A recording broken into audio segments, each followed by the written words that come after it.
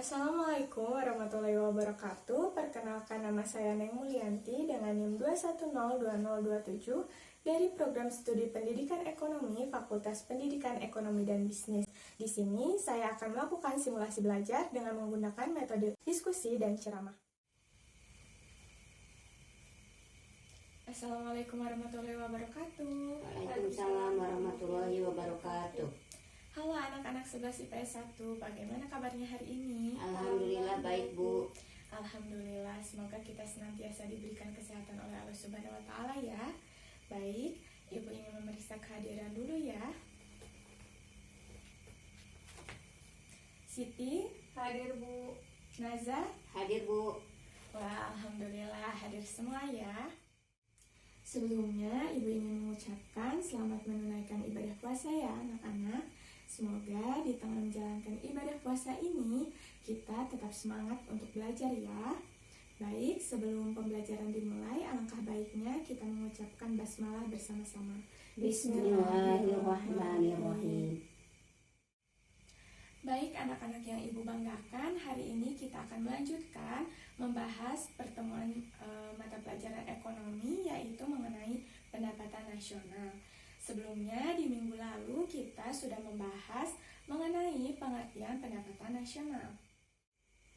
Apakah ada yang masih ingat apa itu pendapatan nasional? Saya, Bu. Boleh Siti, apa itu pendapatan nasional? Pendapatan nasional merupakan jumlah seluruh pendapatan yang diterima oleh masyarakat dalam suatu negara selama 1 tahun. Wah, masih ingat. Bagus sekali ya.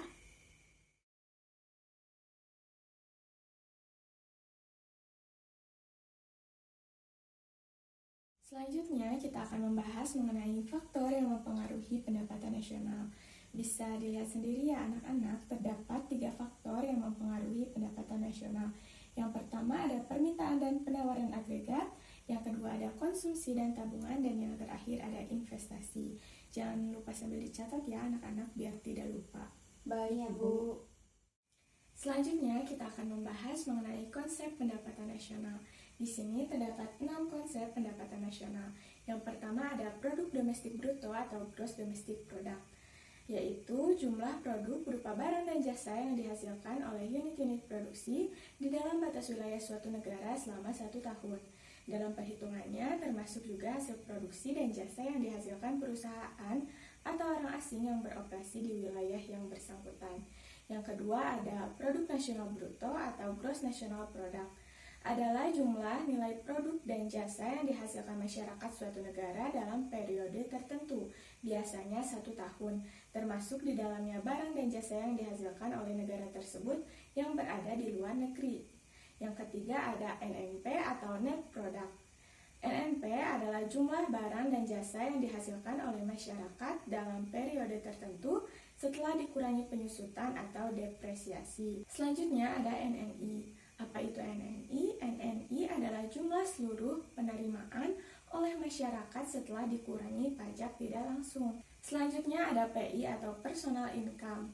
PI adalah seluruh penerimaan yang diterima masyarakat dan benar-benar sampai ke tangan masyarakat setelah dikurangi oleh laba ditahan, iuran asuransi, iuran jaminan sosial, pajak perseorangan, dan ditambah dengan transfer payment.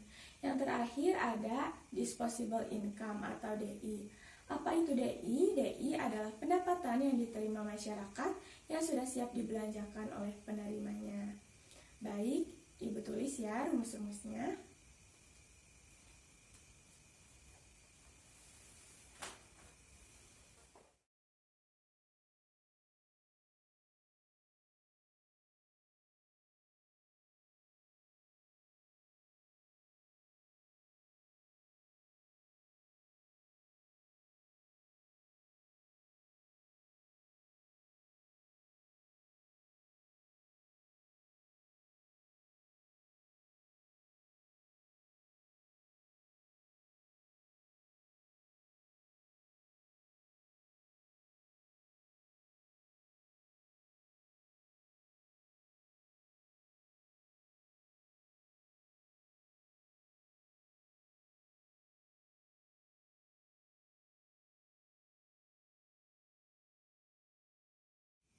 Baik, apakah sudah selesai mencatatnya? Sudah, Bu. Baik, Ibu hapus ya. Selanjutnya, kita akan membahas mengenai metode perhitungan pendapatan nasional. Di sini terdapat 3 metode perhitungan pendapatan nasional. Yang pertama ada metode produksi, yaitu nilai barang dan jasa yang diproduksi di suatu negara dalam 1 tahun dengan cara menjumlahkan setiap nilai tambah tiap proses produksinya. Di sini rumusnya ada pendapatan nasional sama dengan jumlah harga dikalikan dengan jumlah barang, atau pendapatan nasional sama dengan harga barang ke-1 dikalikan dengan jumlah barang ke-1 ditambah harga barang kedua dikalikan dengan jumlah barang kedua ditambah dengan harga barang ketiga dikalikan jumlah barang ketiga, dan seterusnya sampai dengan harga barang ke N dikalikan dengan jumlah barang ke N. Yang kedua ada metode pendapatan, yaitu seluruh pendapatan yang diterima oleh pemilik faktor produksi yang disumbangkan kepada rumah tangga produsen selama 1 tahun. Di sini rumusnya ada pendapatan nasional sama dengan range atau sewa ditambah dengan wage atau upah ditambah dengan interest atau bunga dan ditambah dengan profit atau laba. Yang ketiga ada metode pengeluaran, yaitu jumlah pengeluaran secara nasional untuk membeli barang dan jasa yang dihasilkan dalam 1 tahun dengan cara menjumlahkan pengeluaran rumah tangga konsumsi, rumah tangga produksi, rumah tangga government atau pemerintah, dan rumah tangga luar negeri. Rumusnya di sini ada pendapatan nasional sama dengan konsumsi ditambah dengan investasi ditambah dengan pengeluaran pemerintah ditambah dengan ekspor dikurangi dengan impor. Baik, apakah bisa dipahami anak-anak? Bisa, Bu. Alhamdulillah, jangan lupa dicatat ya. Baik, Bu.